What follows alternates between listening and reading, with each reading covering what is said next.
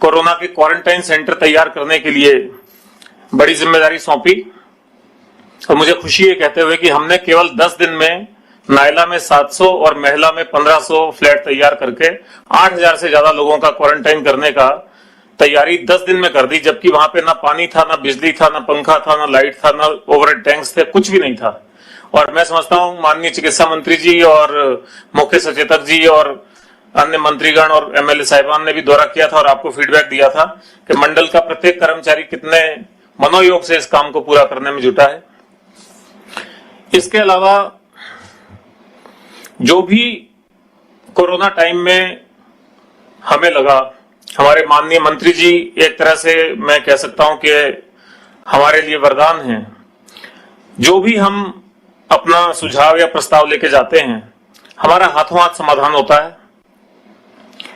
Corona संकट के time में जो भी इश्यूज आए, उनको कैसे आम जनता के हित में, कैसे आम जनता को रिलीफ पहुंचाने के लिए फैसला करें, ये हमने हाथों हाथ फैसला किए। और मुझे ये कहने में गर्व है कि बहुत सारी चीजों में हमने अन्य सभी विभागों से लीड ली और हमने सबसे पहले वो रियायतें और वो राहतें आम लोगों को दी जो कि उनको मिलनी चाहिए थी। और कोरोना संकट में उन लोगों को काफी संबल मिला। ये एक औपचारिक मीटिंग के रूप में कार्यक्रम कन्वर्ट हो गया। सर, हमने तो सोचा था कि उस तरह का काफी बड़ी योजनाएं और वो है तो उस तरह का फंक्शन हम करेंगे, लेकिन थोड़ा सा लिबर्टी लेते हुए मैं अपने मन के उद्गार नहीं रोक पा रहा। क्या मतलब पूरा मैं बार बार इस बात को इसलिए जाहिर करना चाह रहा हूं क्योंकि मेरे पास कोई तरीका नहीं है इस बात को मैं कैसे संकेत के रूप में जाहिर करूं कि पूरा राजस्थान आवासन मंडल और हमारे मंडल की जो भी कॉलोनीज है उनके निवासी तक आज इतने गदगद हैं। और ये सारा कुछ संभव हो पा रहा है केवल आपके आशीर्वाद से। जो सरकार की एक इमेज होती है और जो सरकार के प्रति लोगों का भरोसा होता है, जो लोगों का ट्रस्ट होता है, वही रिफ्लेक्ट होता है। अकेले कोई अधिकारी कर्मचारी कुछ भी नहीं कर पाते हैं। जब तक पॉलिटिकल विल नहीं हो, पॉलिटिकल सपोर्ट नहीं हो, जब तक पीछे से मार्गदर्शन आशीर्वाद नहीं हो, कोई काम नहीं हो पाता है। इसी तरह से आपने पीछे हमको एमएलए के लिए जो रेजिडेंसेस बनाने का काम था वो हमको सौंपा, तो हमें अप्रत्यक्ष रूप से आपका आशीर्वाद महसूस हो गया, हमें कन्वे हो गया कि आपने हमको आशीर्वाद दिया है। मैं आपको याद कराना चाहूंगा सर, जब आप बिरला ऑडिटोरियम में पधारे थे तो हमने कहा था कि हम पुराने मकानों को बेचने का काम युद्ध स्तर पे शुरू कर चुके हैं और नई नई योजनाएं ला रहे हैं। और उस समय एक विश्व रिकॉर्ड भी बन गया था जब हमने केवल 35 दिनों में 1010 मकान बेच करके 162 करोड़ रुपए लिया था। वो शुरुआती दौर था, तो वो वर्ल्ड रिकॉर्ड की भी आपको भेंट की गई थी उनकी तरफ से, वर्ल्ड बुक ऑफ रिकॉर्ड्स की ओर से। हम आगे बढ़ते गए सर, तो मैं एक हल्का सा स्लाइड्स के माध्यम से आपको ये दिखाना चाहता हूं सर। उस दिन आप आए थे तो आपके ध्यान है, आपने अपने भाषण में जिक्र किया था, हमने 700 करोड़ रुपए का राजस्व अर्जित कर लिया था उस दिन तक सर। वो बात है 24 फरवरी की सर। फरवरी से लेकर के मार्च होते ही लॉकडाउन हो गया सर। लॉकडाउन होने से मार्च, अप्रैल, मई लगभग पूरा डिफंक्ट रहा सर, क्योंकि आम जनता सब बंद थी। उसके बावजूद हमने मई के बाद जैसे ही लॉकडाउन खुला, अनलॉकडाउन शुरू हुआ, उसको एक तरह से चुनौती के रूप में कहिए या अवसर के रूप में कहिए, हमने उसका इस्तेमाल किया और हमने बहुत ज्यादा प्रगति इस पिछले 2-3 महीने के टाइम में और कर ली। आपको ध्यान होगा सर, उस वक्त 700 करोड़ रुपए का कुल राजस्व हुआ था। मैं एक बार आपको ये अर्ज करना चाहता हूं, जो अधिशेष मकान थे, जो आंकड़ा आपके ध्यान में रहता है सर कि 20,000 मकान लगभग बिना बिके हुए बाकी हैं, मुझे बताते हुए खुशी है सर कि लगभग 5,760 आवास, इसको आप 6,000 भी मान सकते हैं क्योंकि अभी बुधवार 2 दिन बाद आया और हमारे 200 मकान और बिक जाएंगे सर। तो 6,000 मकान लगभग हमने 1,000 करोड़ रुपए के रेवेन्यू के बेच दिए सर पिछले 9 महीने में, जो कि पिछले 15 साल से 20,000 मकान नहीं बिके थे। वो केवल पिछले 9 महीने में 6,000 मकान और 1,000 करोड़ रुपए का रेवेन्यू केवल हमने मकानों से कर लिया है। और जो हमारी योजना अभी चल रही है उसमें बहुत अच्छा उत्साह आ रहा है और हर बुधवार को वो नीलामी की खुलती है और उसमें हमको हमेशा 200-300 मकान हर बुधवार को नए बिकते हैं। नेक्स्ट, इसी तरह से सर हमने, आपके ध्यान में है कि कोई नई आवाप्तियां अभी की नहीं है सर, ना ही कोई नई जमीनों के कब्जे हमको मिले हैं। यही मंडल की पुरानी 20-20, 25-25 साल से एक्वायर्ड लैंड्स में कोने कोने में जहां छूटे हुए भूखंड पड़े हुए थे, उनको हमने चिन्हित करने का काम किया सर। अपना घर संभाला पूरा और उन संपत्तियों को चिन्हित करके उनकी साफ सफाई कराई, उनमें कचरा हटाया, उनमें झाड़ियां झंखाड़ थे उनको हटाया, उसके मार्गदर्शक बोर्ड लगाए। और जब हम उसको नीलाम करते हैं तो हम लोगों को ई ऑक्शन में उसका गूगल लोकेशन लिंक भी देते हैं और हमने हर योजना के बीच में अपने नोडल अधिकारी लगा दिए हैं, वहां पे हेल्प डेस्क सेंटर लगा दिए हैं। लोग ऑक्शन से पहले वहां जाते हैं, हमारे आदमी से संपर्क करते हैं, मौका देख के आते हैं, गूगल लिंक खोल लेते हैं खुद ही वेबसाइट से फोन पे, और उसके गूगल लोकेशन पे पहुंच के उसको देख के आते हैं और फिर उसको खरीद करते हैं। मैं आपको सर एक बात बताना चाहता हूं। 2 दिन पहले जो हमारी ये ऑक्शन चल रहा था, उसमें हमारी 14 संपत्तियां थी। तो रात को 1:37 पे हमारा ऑक्शन क्लोज हुआ। ई ऑक्शन में एक प्रक्रिया रहती है कि यदि शाम को 6 बजे बंद होने का समय है, 6 बजे से 5 मिनट पहले अगर किसी ने बिड लगा दी तो वो 5 मिनट ऑटोमेटिकली और टाइम खिसक जाता है, ताकि उस बड़ी बिड को देख के कोई और आदमी लगाना चाहे। फिर उस 5 मिनट में अगर किसी ने बिड लगा दी तो फिर वो 5 मिनट और खिसक जाता है। तो हम रात को 1:37 पे उस 14 संपत्ति का क्लोज किया और 16 करोड़ रुपए में हमने वो 14 संपत्तियां बेची। एक ये चीज तो आपको जानकारी में समाचार पत्रों के माध्यम से आई होगी सर, कि जैसे अभी भी हमारा 40,000 रुपए मीटर की जो मिनिमम दर थी जिसपे नीलामी शुरू होती है, उसको हमने बेचा 3,15,000 रुपए मीटर पे। तो ई ऑक्शन के माध्यम से बहुत ही ट्रांसपेरेंट तरीके से और बहुत ज्यादा हमको रेवेन्यू उससे हम प्राप्त कर पा रहे हैं। लेकिन उसके पीछे जो होमवर्क है सर, वो हमें काम दे रहा है। उस प्रॉपर्टी को पहले हम साफ सफाई करते हैं, उसको गूगल लोकेशन पे डालते हैं, वहां दिखाने के लिए हर खासतौर से हमने विज्ञापनों में भी दे रखा है कि शनिवार और रविवार को दिखाने की विशेष व्यवस्था है।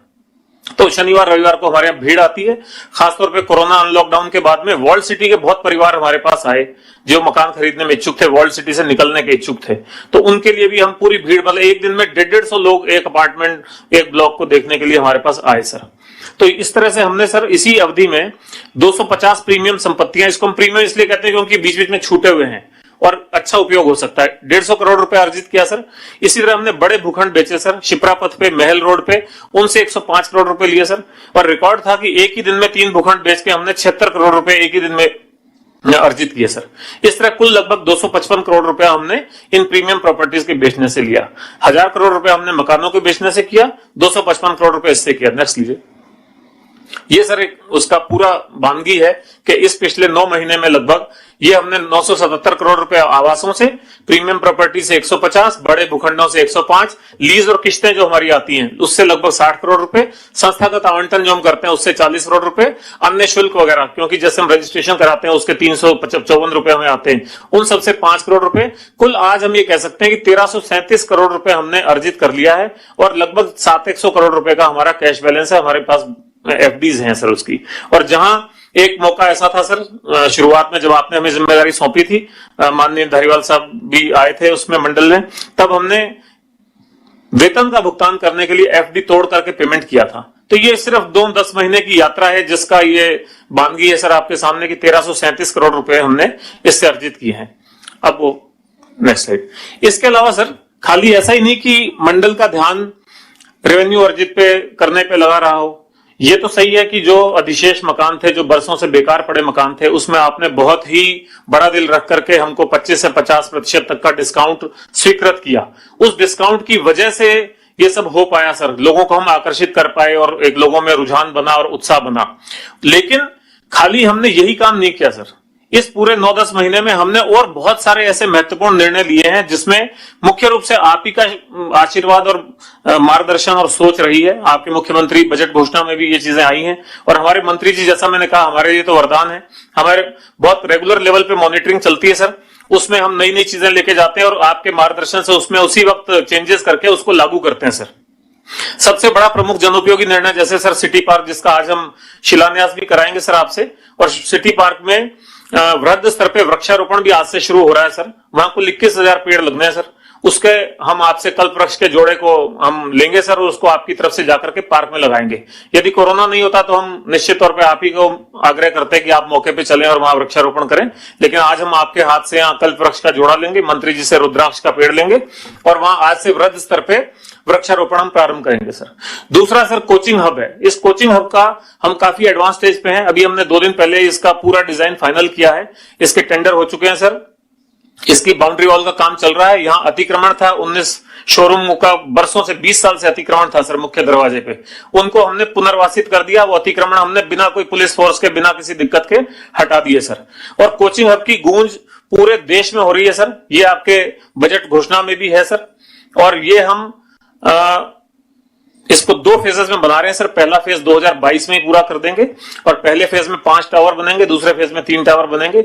यहां न केवल बच्चों के लिए अलग अलग कोचिंग संस्थान आएंगे, बल्कि बच्चों के पूरे विकास के लिए, उनकी वेलनेस के लिए, उनके हेल्थ के लिए वहां पे मेडिटेशन सेंटर भी होगा, क्लिनिक भी होगा, योगा सेंटर भी होगा। जैसे कोटा में या अन्य शहरों में कई बार आत्महत्या जैसी ऐसी दुर्घटनाओं की सूचना आती है, तो वो सूचना यहां नहीं आए, इसके लिए बच्चों को रेगुलर काउंसलिंग हो सके, उनके लिए डॉक्टर्स रहेंगे, मेडिटेशन के लिए रहेंगे, योगा के लिए रहेंगे, उनके लिए ओपन जिम होंगे, कवर्ड जिम होंगे, फूड कोर्ट्स होंगे, साइकिल ट्रैक, जॉगिंग ट्रैक, ऐसी बहुत तरह तरह की व्यवस्थाएं सर हमने इसमें की हैं। इसके अलावा उनके पीजी, उनके माँ बाप आए तो उनके रहने का गेस्ट हाउस और बहुत सारी व्यवस्थाएं हमने इसमें की है। कॉर्नर शॉपिंग, बहुत अच्छा प्रोजेक्ट सर ये बनने वाला है और इसका काम शुरू हो चुका है सर। इसका शिलान्यास भी, बाउंड्री वॉल वगैरह काम ने शुरू कर दिया। मुख्य का शिलान्यास आज हम आपसे करवा रहे हैं सर। एक हमने आपसे तब मुख्यमंत्री शिक्षक आवासीय योजना और मुख्यमंत्री प्रहरी आवासीय योजना लॉन्च कराई थी सर 20 दिसंबर को। अभी हम चित्रों में आपको आगे दिखाएंगे सर। इसका काम जो है, मतलब बेसमेंट का काम लगभग पूरा होने पे आ गया। यहाँ पे करीब 700 फ्लैट बन रहे हैं और ये इतनी योजना पॉपुलर हुई सर आपकी कि उसमें हमें जितने फ्लैट्स थे उससे कहीं ज्यादा संख्या में आवेदन मिले और हम इस योजना को तुरंत आगे बढ़ा रहे हैं और हमको टीचर से और प्रहरियों से पैसे भी नियमित रूप से किस्तों के रूप में मिल रहे हैं। इसी तरह सर हमने 5 चौपाटियां विकसित करी हैं। 2 तो जयपुर में निर्माणाधीन है, एक नायला में है, उसका काम अभी हमने थोड़ा सा रोक रखा क्योंकि वहां हमने क्वारंटाइन सेंटर बनाया था। एक आज जोधपुर के लिए अशोक पार्क के पास में, सम्राट अशोक पार्क के पास में जो चौपाटी बनने वाली है उसका शिलान्यास आज हम कराएंगे। एक कोटा में कुनाड़ी में चौपाटी बनेगी, उसका शिलान्यास कराएंगे। एक सर हमने आयुष मार्केट डेवलप किया जो RUHS है सर प्रतापनगर में, जो बड़ा हॉस्पिटल है जहां कोरोना के केसेस को डील किया जाता है। वहां जब हम मौका देखते हुए गए तो एक नाले के किनारे खाली जमीन पड़ी हुई थी सर और वो बिल्कुल झाड़ जंखाड़ और ऐसा। तो हमने देखा तो उनका ये जमीन कैसे है, होनी तो हमारी चाहिए। तो निकली कि हाँ हाउसिंग बोर्ड की जमीन है। तो वहां पूछा आसपास दवाई की दुकानें हैं कि दवाई की दुकानें नहीं है RUHS के बाहर या सामने, और वहां फ्लैट्स बने हुए हैं। तो फ्लैट्स में कोई दवाई की दुकान खोल भी नहीं पाया, वरना आमतौर पे अगर घर होते हैं तो घरों में लोग दुकान खोल देते हैं। हमने वहीं खड़े खड़े इसका नामकरण किया सर आयुष मार्केट। फिर हम मंत्री जी के पास आए सर, फिर हमने उसमें 92 शोरूम क्रिएट कर दिए सर और अभी उसमें से हम 11 शोरूम अति ऊंची दरों पे बेच चुके हैं सर। हमारी उसमें रेट थी 45,000 रुपए, वो हमारी गई 3,76,000 रुपए। और वहीं पे हमने पैथोलॉजी लैब के लिए भी एक बड़ा भूखंड 120 मीटर का विक्रय कर दिया, तो वो RUHS पूरा डेवलप हो जाएगा। वहीं पे एक आयुष मार्केट हमने बना दिया, जो जमीन 20 साल से हम उपयोगी पड़ी थी वहां हमने बना दिया। ऐसी सर नेक्स्ट है आतिश मार्केट। ये जो JDA ने गोपालपुरा बाईपास पे आतिश मार्केट बनाया, उसके पीछे हमारी सेमी कोर्ट केस में उलझी जमीन पड़ी थी, लेकिन जो पार्ट हमारा कोर्ट केस से बाहर था वहां पे हमने सर 90 शोरूम बना दिए। उसमें से 26 शोरूम हम बेच चुके हैं सर, बाकी इस महीने और हमने लगा रखे हैं और उनकी रेट भी सर वही 3,76,000 रुपए, 4 लाख रुपए तक हमारी रेट गई है सर। इसी तरह एक राणा सांगा मार्केट हमने नया डेवलप किया सर। इसमें 130-35 दुकानें सर। इसका आज हम आपसे लॉन्चिंग करा रहे हैं सर राणा सांगा मार्केट को। ये भी प्रतापनगर में, ये भी खाली जमीन पड़ी हुई थी, लेकिन बहुत उत्साह है सर लोगों में वहां। इसी तरह झूलेलाल मार्केट हमने पहले आपको अर्ज किया था, अब झूलेलाल मार्केट पूरी तरह बिक गया। झूलेलाल मार्केट की मुख्य कमी ये थी कि उसका शिप्रा पथ से लिंक नहीं था। उसको जाने के लिए आधा किलोमीटर उधर जाओ फिर नीचे उतरो, या आधा किलोमीटर इधर जाओ नीचे उतरो। हमने मुख्य सड़क से उसके 3 ब्रिज बना दिए हैं सर अभी, और वो ब्रिज बनाने से अब सीधा आप कार से या गाड़ी से उतर करके दुकान में जा सकते हैं। तो हमारी वो दुकानें प्रीमियम पे बिक गई। वहीं पे हमने फूड कोर्ट अभी ऑप्शन किया, वो दुकानें हमारी 4 गुना रेट पे गई हैं सर अभी। तो अब वो पूरी तरह से झूलेलाल मार्केट भी बिक गया है। इसी तरह बड़ली में, जोधपुर में हमने आवासीय योजना प्रारंभ करी थी सर, उसका शिलान्यास आज आपसे करा रहे हैं सर। लॉन्च आपसे कराई थी पहले, तो इसमें भी हमको करीब 10 गुना ज्यादा आवेदन प्राप्त हुए सर। इसीलिए हम एक छोटे पार्ट में एक 500 मकानों का एक नया पार्ट और आज आपसे लॉन्चिंग कराएंगे सर। इसी तरह जयपुर में इंदिरा गांधी नगर में बहुत पिछड़ापन था, यूं कि सड़कें टूटी हुई, पार्क खराब, पानी नहीं। तो हमने पानी के विभाग को 5 करोड़ रुपए देकर के उनके लिए 4 MLD अतिरिक्त पानी की व्यवस्था करी है सर। और वहां की सड़कें, हाई मास्ट लाइटें, ये काम वहां पे प्रगति पे है सर। इसी तरह से सर और जो आम जनता को प्रभावित कर रहे थे ऐसे जनोपयोगी काम हमने किए सर। मंत्री जी के पास हम लेके गए, हमारा संस्थानिक और व्यवसायिक भूखंडों पे हमारी लीज बहुत थी सर। JDA के मुकाबले, नगर निगम के मुकाबले हमारी लीज राशि 4 गुना पड़ती थी सर, क्योंकि हमारी आरक्षित दर का कुछ नियम इस तरह का था कि बहुत महंगा पड़ता था। उसको हमने कम कर दिया और अब 31 दिसंबर तक के लिए छूट दे दी है। इन लीज पे 3/4।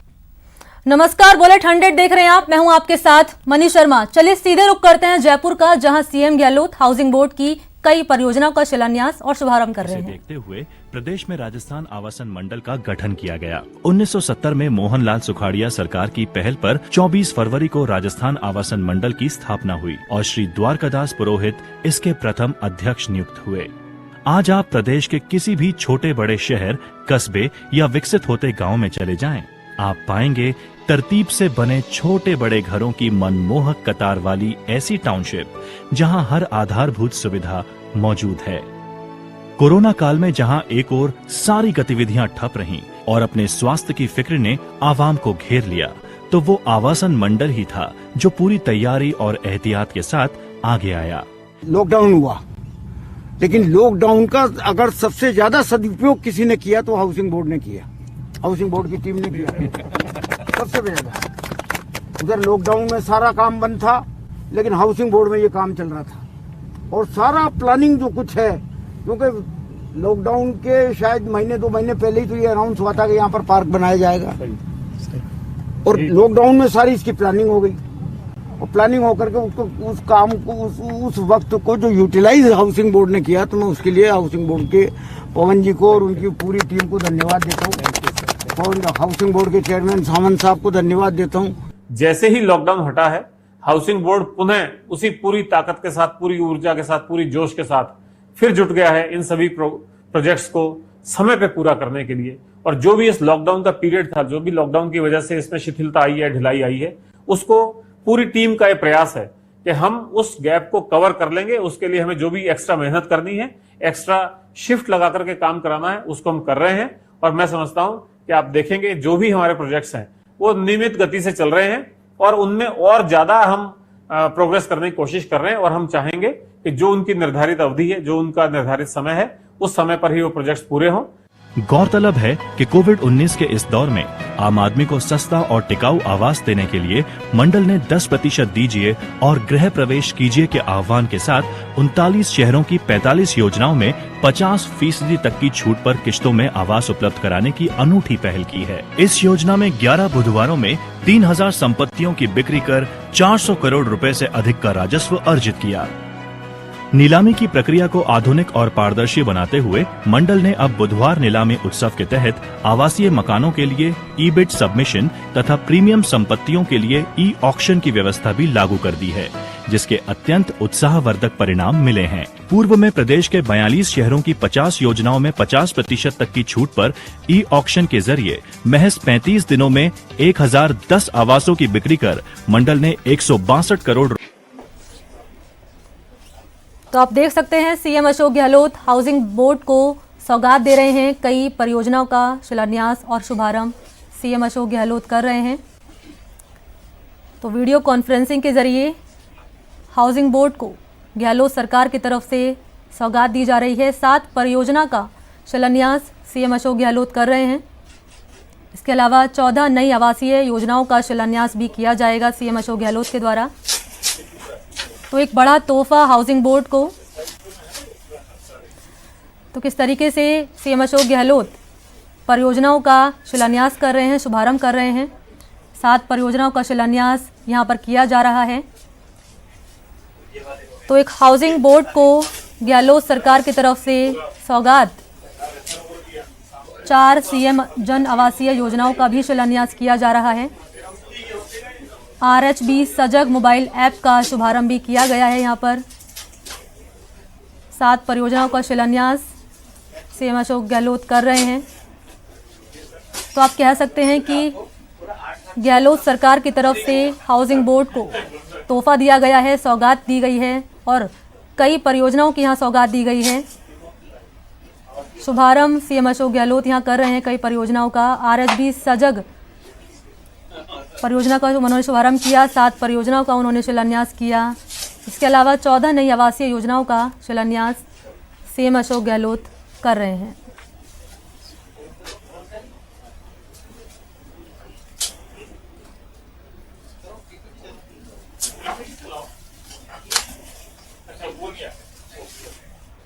तो हाउसिंग बोर्ड को विकास की तरफ बढ़ाने में एक और सरकार ने कदम बढ़ाया है अपना और कई परियोजनाओं का शिलान्यास किया जा रहा है, शुभारंभ किया जा रहा है। कोरोना काल में वीडियो कॉन्फ्रेंसिंग के जरिए सीएम अशोक गहलोत इन परियोजनाओं का शिलान्यास कर रहे हैं। आपको बता दें कि 25 योजनाओं का शिलान्यास और शुभारंभ यहां पर किया जा रहा है। तो हाउसिंग बोर्ड को गहलोत सरकार की तरफ से सौगातों की बारिश। आपको बता दें कि कुछ देर बाद सिटी पार्क पौधारोपण की कार्यक्रम की भी शुरुआत होगी, लेकिन इस दौरान गहलोत सरकार यानी CM Ashok Gehlot housing board को सौगात दे रहे हैं। कई परियोजनाओं की शिलान्यास यहाँ पर किया जा रहा है, शुभारंभ किया जा रहा है।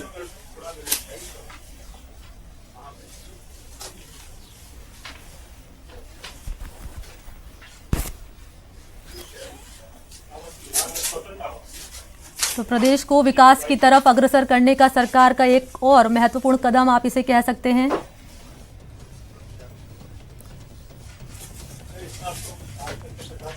तो 3 तस्वीरें आप देख सकते हैं। पहली तस्वीर में हाउसिंग बोर्ड को सीएम अशोक गहलोत सौगात दे रहे हैं और कई परियोजनाओं का शुभारंभ यहां पर किया जा रहा है। तो दूसरी तस्वीर में सीएम की वीडियो कॉन्फ्रेंसिंग आप लाइव देख सकते हैं और तीसरी तस्वीर में जिन जिन परियोजनाओं का सीएम अशोक गहलोत शुभारंभ कर रहे हैं, शिलान्यास कर रहे हैं, वो हम आपको दिखा रहे हैं लगातार। तो हाउसिंग बोर्ड को सौगात की 3 तस्वीरें। एक महत्वपूर्ण कदम गहलोत सरकार द्वारा हाउसिंग बोर्ड को विकास की तरफ अग्रसर करने का एक महत्वपूर्ण कदम यहाँ गहलोत सरकार ने उठाया है और कई परियोजनाओं का शिलान्यास किया जा रहा है, शुभारंभ किया जा रहा है। एक नहीं, 2 नहीं, बल्कि कई परियोजना का यहाँ पर शिलान्यास किया जा रहा है। तो हाउसिंग बोर्ड को विकास की तरफ अग्रसर करने की एक महत्वपूर्ण कोशिश, एक सराहनीय कदम आप इसे कह सकते हैं।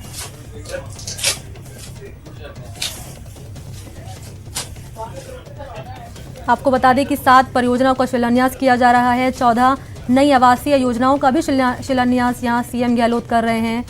4 मुख्यमंत्री जन आवासीय योजनाओं का भी शिलान्यास किया जा रहा है, यानी एक के बाद एक हाउसिंग बोर्ड को सौगात दी जा रही है।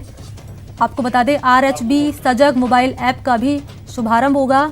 सिटी पार्क के लिए मुख्यमंत्री कल्प वृक्ष का जोड़ा भी सौंपेंगे।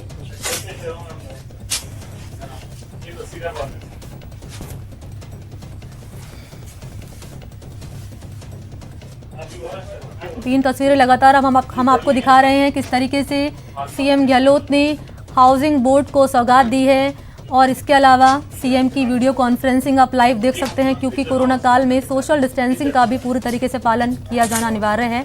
तो वहीं तीसरी तस्वीर में हम आपको दिखा रहे हैं किन किन परियोजनाओं का शिलान्यास किया जा रहा है, शुभारंभ किया जा रहा है।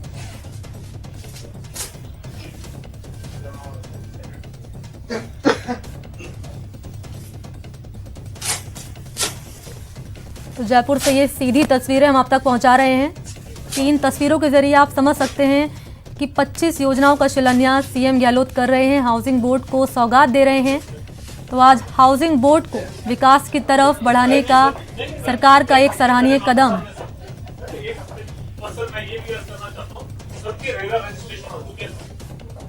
सारी की सारी 18 स्कीम रेगा रजिस्ट्रेशन अपने आप कितना टीडीएस काम है सर, बहुत करना। किन किन योजनाओं का शुभारंभ किया जा रहा है मैं आपको बता देती हूँ दोबारा से। 7 परियोजनाओं का शिलान्यास किया जा रहा है। 14 नई आवासीय योजनाओं का भी शिलान्यास किया जा रहा है। 4 मुख्यमंत्री जन आवासीय योजनाओं का भी शिलान्यास सीएम गहलोत कर रहे हैं। RHB सजग मोबाइल ऐप का भी शुभारंभ किया जा रहा है। तो ये तमाम ऐसी योजनाएं हैं जिसका सीएम अशोक गहलोत आज शिलान्यास कर रहे हैं और हाउसिंग बोर्ड को सौगात दे रहे हैं। तो कुल मिलाकर 25 योजनाओं का शिलान्यास और शुभारंभ आज सीएम गहलोत कर रहे हैं।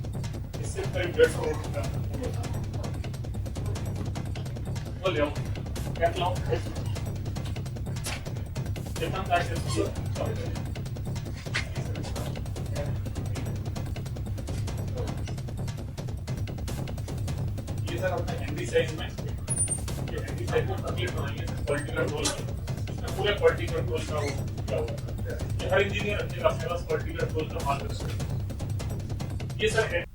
ब्रेक के बाद आपका स्वागत है। तो वीडियो कॉन्फ्रेंसिंग के दौरान यूडीएच मंत्री शांति धारीवाल क्या कुछ कह रहे हैं, सुनाते हैं आपको। और मैं ये मान करके चलता हूं कि जैसा जो आपने हाउसिंग बोर्ड के लिए भी शुरू में आपने यही कहा था रे सफेद आती है। बीजेपी की गवर्नमेंट तो इसको बंद करना चाहती थी, अपन क्या करें, मैंने कहा साहब मौका दें, उठाएंगे। ये भावना में जो मुख्यमंत्री जी की जो भावना थी, मैंने हाउसिंग बोर्ड की जनरल मीटिंग में, बोर्ड की मीटिंग में भी कहा, जनरल मीटिंग में कहा कि मुख्यमंत्री जी की भावना है कि किसी प्रकार से ये बात उठाओ, क्योंकि पिछले 5 साल तक हाउसिंग बोर्ड के इंजीनियर्स के पास और स्टाफ के पास कोई काम नहीं था, वो बिल्कुल खाली बैठे हुए थे। तो मैंने कहा सोते हुए आदमी को किस प्रकार से जगाओगे, लेकिन पवन जी ने और इन लोगों ने, भास्कर सावंत साहब ने पूरा कोऑपरेट करके और पूरा नेतृत्व दे करके और इस काम को अपने हाथ में लिया, और आज न केवल हाउसिंग बोर्ड खड़ा हुआ है बल्कि दौड़ रहा है। 52 एकड़ में ये जो बन रहा है, ये मुख्यमंत्री जी की सोच और उनके आदेशों के कारण ही हुआ है। खास तौर पर इसमें जो प्रोविजंस रखे गए हैं, 75% जो है वो ग्रीन एरिया रहेगा, parkway, jogging track, parking block, entrance plaza, water bodies, sculptures, सौंदर्यीकरण, botanical garden, children play area वगैरह, इस तरीके की कई सुविधाएं रह करके इसमें 21,000 पौधे करीब जो है रोपे जाएंगे। फाउंटेन स्क्वायर भी बनाया जाएगा। इसी प्रकार से मानसरोवर का ये प्लॉगिंग नहीं, इसके अलावा ईडब्ल्यूएस और एलआईजी की जो 14 स्वतंत्र आवासीय योजनाएं मुख्यमंत्री जी के द्वारा आज जिनका शिलान्यास किया गया है वो, और इसके अलावा ईडब्ल्यूएस और एलआईजी की 4 बहुमंजिला प्रोजेक्ट का भी आज शुभारंभ हुआ है। छोटे छोटे शहरों में स्वतंत्र आवास का निर्माण जो है वो शुरू किया गया है, जहां पर कोई पुराने वक्त में जो है जमीनें जो कुछ ले रखी थी, एक्वायर कर रखी थी हाउसिंग बोर्ड ने, उन पर कब्जे हो रहे थे, ये हो रहे थे, तो उसके लिए हमने एक्ट में परिवर्तन किया और एक्ट में परिवर्तन करके हाउसिंग बोर्ड को ये अधिकार दिया, अतिक्रमण हटाने का अधिकार भी दिया, जो कि पहले नहीं था। तो इन सब के कारण जो है वो जमीनें भी वापस आई और आकर के उन पर प्लानिंग भी चालू हुई। जयपुर के प्रताप नगर में 2 सामुदायिक भवनों का भी आज शिलान्यास हुआ है, राणा सांगा मार्केट का वगैरह का। मुख्यमंत्री जी ने अपने बजट भाषण में ये कहा था कि प्रताप नगर में कोचिंग हब की घोषणा की गई थी। डीपीआर बन करके एमएनआईटी से अनुमोदित करवाने के बाद में आज उसका भी शिलान्यास किया गया है। कोचिंग हब में कुल मिलाकर के 8 संस्थानिक टावर बनेंगे, ऑडिटोरियम भी होगी, लाइब्रेरी भी होगा, वेलनेस सेंटर भी होगा, फूड कोर्ट भी होगा। इस प्रकार का शिलान्यास जयपुर, जोधपुर और कोटा में चौपाटी का भी जो है आज शिलान्यास किया गया है। गुणवत्ता की दृष्टि से हाउसिंग बोर्ड ने एक बेमिसाल तरीके से जो है बाकायदा एक बुकलेट निकाली है, जिसमें पूरे डायरेक्शंस दिए गए हैं कि कौन किस तरीके से काम करेगा और कितना कितना काम करेगा और किस प्रकार से उसकी गुणवत्ता रखी जाएगी। मैं उसके लिए हाउसिंग बोर्ड के अधिकारियों को, पवन जी के और उनकी टीम को भी धन्यवाद देता हूं। आम जन के प्रति जो संवेदनशीलता और आवासन मंडल को जीवन दान मिला है, ये वही हाउसिंग बोर्ड है जिसको कि भारतीय जनता पार्टी ने जिसकी दुर्गति की थी और जिसको बंद करने का एक तरह से फैसला ले लिया था। ये वही हाउसिंग बोर्ड है। मंडल के द्वारा जिस प्रकार से परिसंपत्तियां बेची जा रही हैं और प्राइमरी जो आपके प्रीमियम संपत्तियां हैं उनको भी बेची जा रही हैं, देखने को मिलता है कि एक प्रॉपर्टी के लिए कहीं तो पहले तो कभी एक आदमी नहीं आता था और अब 100 आदमी आ रहे हैं खरीदने के लिए। 100 आदमी आ रहे हैं। 9 महीने के अंदर आपने 1300-1400 करोड़ रुपए इकट्ठा कर लिया। आप जो अभी अरोड़ा जी फिगर जो दे रहे थे वो तो कुल मिलाकर के 1375 की फिगर थी। मेरे हिसाब से आपकी फिगर 1600 के करीब बैठती है। छुपाओ मत बात को, साफ कहो, क्योंकि आपको हम अब ये डायरेक्शंस देने वाले हैं कि जयपुर के अलावा भी आपको जितने भी संभागीय मुख्यालय हैं वहां पर भी इंफ्रास्ट्रक्चर का काम आपको हाथ में लेना पड़ेगा। इसी के साथ इस बुलेटिन में इतना ही। नमस्कार। इस प्रकार अगर कोई अधिकारी ठान ले कि मैं मेरी टीम के साथ में चैलेंज को स्वीकार करता हूं, तो मेरे ख्याल से कई संस्थाएं जो है जो कई कारणों से तकलीफ आ जाती है, उनका भी कायाकल्प हो सकता है। विधारी बार बार कह रहे थे कि किस प्रकार से पिछली गवर्नमेंट ने व्हाइट एलिफेंट के रूप में इसको समझा, किस रूप में इसको हाउसिंग बोर्ड बंद करने नौबत आने की बात आने लग गई। हम लोग उस वक्त में देखते थे मीडिया के अंदर, आलोचना भी करते थे और मेरी समझ के परे भी है। ये तो मुख्य सचिव जी को भी मालूम करेंगे कि 20,000 मकान बन जाए और ये बिना बिके हुए पड़े रहे, ये अपना भी जांच का विषय होना चाहिए कि उस वक्त कौन अधिकारी थे, किसकी जिम्मेवारी थी, मकान क्यों बनाते गए और बिके क्यों नहीं। जबकि रजिस्ट्रेशन होता है, जब से हाउसिंग बोर्ड बना है तब से रजिस्ट्रेशन होता है। क्या क्वालिटी के कारण से गड़बड़ हुआ या और कोई कारण थे, मेरी समझ के परे है। या ऐसा माहौल बन गया कि हाउसिंग बोर्ड के मकान लेना तो कोई मायने रखता ही नहीं, लेना चाहिए नहीं, क्योंकि जिन्होंने लिया वो बहुत तकलीफ आए होंगे क्वालिटी कारण से। एक हवा बन गई होगी कि हाउसिंग बोर्ड सब देखो ही मत, मेरी ख्याल से। पर कोई कारण नहीं, 20,000 मकान किसे कहते हैं और मकान की जरूरत किसको नहीं है। हर व्यक्ति चाहता मेरा अपना मकान बने, तो 20,000 मकान पेंडिंग पड़े रहे, ये मैं समझता हूँ कि बहुत अनफॉर्चुनेट है। और जब से आपने प्रयास शुरू किया, कम अरसे के अंदर आपने अगर 6,000 मकान बेचे हैं और बाकी जो माहौल बना है, सवाल ये नहीं कि 20,000 में 6,000 बिक गए। सवाल ये है कि जो माहौल बदला आपने और आपकी पूरी टीम ने, उसके कारण से आने वाले वक्त में हाउसिंग बोर्ड की वहां पर गुडविल जमी है और जमेगी। इसका हम लोगों को प्रसन्नता होनी चाहिए और सोचना चाहिए कि हम किस प्रकार से जो सपना वास्तव में 50 साल पहले देखा गया था मोहनदास सुगाड़े जी के वक्त में, जब दागदार जी पुरोहित जोधपुर के थे, वो मैं जानता था उनको, हम बहुत बचपन देखा करते थे उनको, फ्रीडम फाइटर भी थे वो, तो वो प्रथम अध्यक्ष बने आपके। तो मेरे ख्याल से सपना उनका क्या था उस वक्त, गवर्नमेंट का भी होगा और पब्लिक की आशा अपेक्षा भी होगी कि राजस्थान जैसे प्रदेश के अंदर हाउसिंग बोर्ड के माध्यम से हमें मकान मिलेगा कभी का भी। पर वो आशाएं जिस रूप में मैं समझता हूँ कि 50 साल के बाद में भी जिस रूप में अपेक्षा की गई थी, उस पर हम लोग खरे नहीं उतरे, इसलिए 20,000 मकान बन के पड़े रहे। अब एक नई शुरुआत जो की गई आपने, मैं समझता हूँ कि 50% छूट दी गई, एमनेस्टी की योजना आप ला रहे हैं, जो कुछ करना हो करो, पर मैं चाहूंगा कि 50 साल पहले जो सपना था उसको पुनर्जीवित करो पब्लिक के लिए, पब्लिक निगाह के लिए, कि पब्लिक में दिमाग आए अब हम आसबंदी है, कभी न कभी मकान हमारा अपना होगा। वैसे जेडीए, यूआईटी और नगर निगम कुछ करते रहते हैं, पर वो काम उनका नहीं है, वो काम हाउसिंग बोर्ड का है, नाम भी हाउसिंग बोर्ड है। तो इसको अगर आप और कोई आपका सपना हो पूरे सब साथियों का, या आप लोगों की सोच हो सब लोगों की, तो आप मंत्री जी से बात करो कि किस रूप में बड़े स्केल में क्या हम लोग, पिछली गवर्नमेंट हमारी थी, हमने उनको से लोन लेके 6 लाख मकान बनाने का बीड़ा उठाया था, धारीवाल जी ने उसको पूरा करने का पूरा प्रयास भी किया था। और वो भी कोई सपना होता है मकान का।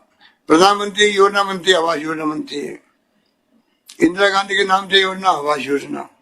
तो कहने का मतलब कि आज भी आबादी के अनुसार इसकी जरूरत है। कैपेसिटी कितनी है ये मैं नहीं समझ सकता, वो तो आप लोग तय करेंगे मंत्री जी के साथ में। और आपका जो संस्था का नाम में बोल गया आवास विकास कुछ संस्थान थी आपकी सब्सिडी हाउसिंग बोर्ड की, वो बंद हो गई थी। जब 20 साल पहले हम लोग सरकार बने थे हमारी, तब धारीवाल जी मंत्री थे विभाग के, तब हमने उन सबको एडजस्ट किया, नौकरी से किसी को जाने नहीं दिया, हमने बंद किया वो संस्थान उनकी अपनी कमियों से, परंतु नौकरी से निकाला किसी को नहीं। वो भी एक इतिहास था कि कुछ संस्थान बंद होने के बाद में उनको हमने रिटायर नहीं किया, घर नहीं बैठाया। परंतु वो जो संस्थान था, क्या उसकी अच्छी कोई संस्थान जरूरत है आपको? अगर धारीवाल भी कह रहे नहीं आपको तो सब जगह करना पड़ेगा पूरे राजस्थान के अंदर, तो एक मास्टर प्लानिंग करने की आप सोचें। क्या मास्टर प्लानिंग के आधार पर जमाना बदल गया, आईटी का जमाना भी आ गया, टेक्नोलॉजी का जमाना है, माहौल बदल गया देश और दुनिया का। हर एक कोरोना ने रोक लगा दी सब पे, वो अलग बात है। कोरोना कब तक चलता है टाइम बताएगा, परंतु हमारी सोच होनी चाहिए कि अब जमाना बदल गया है, 21st सेंचुरी में आ गए हैं। जो राजीव गांधी का सपना था कि हम भी विकसित राष्ट्र की तरह क्यों नहीं हिंदुस्तान को नई शताब्दी में हम लोग बनाए हैं, तो मैं समझता हूँ कि ऐसा सपना आप भी देखो। हर जिले में, छोटे कस्बे में आपने कई जगह आवास योजना बनाई है, अच्छा लगा मुझे। तो क्यों नहीं हम जनता की आशा अपेक्षा के अनुरूप जहाँ पर रजिस्ट्रेशन करवा दे जनता, वहां पे आपका, क्योंकि आजकल तो ठेकेदार कॉन्ट्रैक्ट सब होता है, मैनेजमेंट की बात है। और मैनेजमेंट में जो अभी तक आपने 1 साल हुआ होगा मेरे ख्याल में आपको लगे हुए, मेरे ख्याल धारीवाल जी 1 साल में जो हमें अपेक्षा करते थे हाउसिंग बोर्ड से, उससे कई गुना ज्यादा अच्छा काम किया है। असल में तो 9 महीने में ही चालू किया था काम। 1 साल पहले तो इनका अपॉइंटमेंट हुआ, वो ट्रेनिंग में चले गए। असल में 9 महीने, और 9 महीने में भी ये 3 महीने जो है कोरोना के निकल गए, लेकिन कोरोना के दौरान भी जो है वो 80% 70% काम चलता रहा। कोरोना के दरमियान हाउसिंग बोर्ड ने अच्छा काम किया और कोरोना के दरमियान धारीवाल जी ने अच्छा काम किया। ये हमारे वहाँ पॉलिटिकल जो माहौल था उसमें हमारे साथ रहते भी थे, अपने विभाग का काम भी करते थे और फैसले भी करते थे। अपने डिपार्टमेंट के सारे फैसले करते भी थे और पूरे देश राजस्थान को मालूम है कि कई फैसले ऐसे हुए हैं इन विभाग के, उसके दरमियान भी हुए हैं। तो इसलिए क्या है कि मैं चाहूंगा कि आप ऐसा सपना देखो कि जनता को लगे कि अगर हाउसिंग बोर्ड ने रजिस्ट्रेशन करवा दिया और टाइम बाउंड, वो भी टाइम बाउंड, 1 साल 2 साल 3 साल जो आपकी मर्जी है, परंतु उस वक्त उसको मकान मिले और क्वालिटी का मिले। मकान चाहे कम बनाओ या आप क्या कहते हैं रेट फिक्स ऐसी करो, परंतु क्वालिटी के बगैर लोग बहुत तकलीफ आते हैं। मैंने भी हाउसिंग बोर्ड का मकान लिया हुआ है। जब मैं मेंबर पार्लियामेंट था तो मुझे भी अलॉट हुआ था मानसरोवर में, और क्या उसकी दुर्गति थी कोई कल्पना नहीं कर सकता, क्या दुर्गति थी उसकी। और सब लोगों ने बेचारों ने पैसा लगा छोटा में रहने लायक बनाया उनको।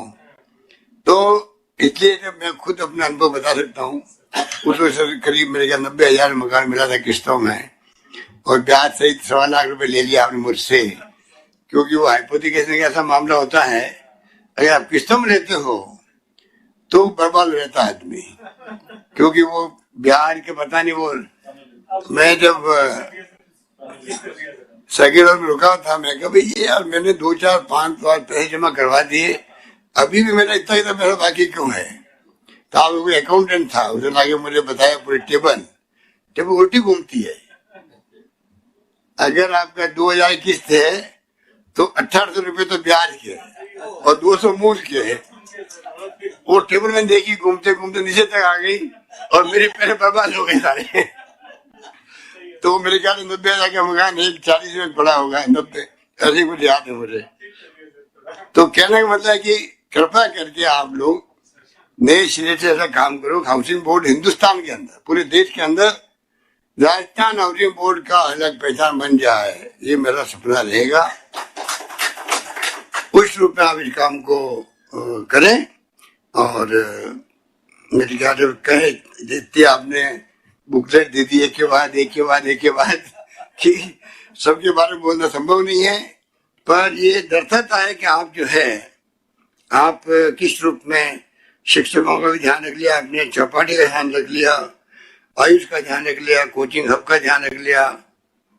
सिटी पार्क शानदार बन रहा है, सिटी पार्क बहुत ही अच्छा बन जाएगा। धारीवाल जी जब वो पहले वाला सिटी पार्क बना अपना सेंट्रल पार्क, आज पूरा सभी लोग उसको याद करते हैं। मतलब सेंट्रल पार्क ऐसी चीज होगी जयपुर की पहचान बन गई है पूरे देश के अंदर।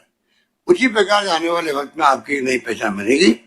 और हाउसिंग बोर्ड इसमें ले रहा है, तो अभी तक तो मैं समझता हूँ कि मुझे बहुत अच्छा लग रहा है।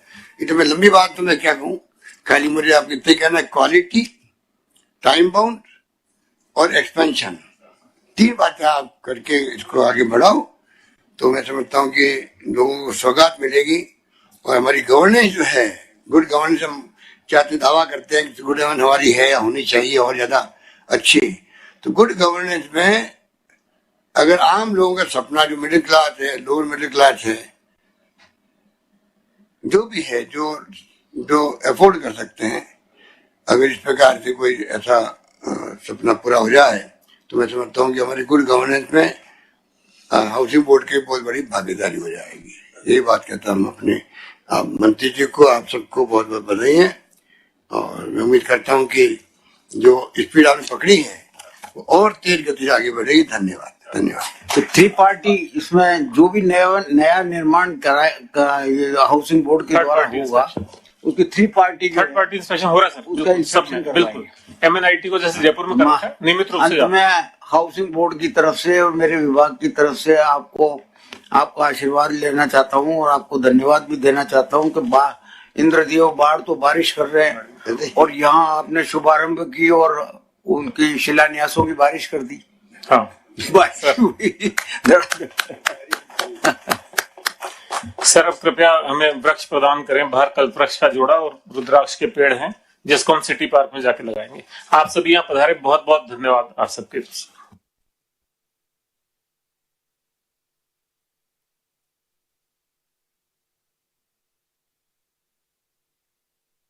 Your meeting has ended.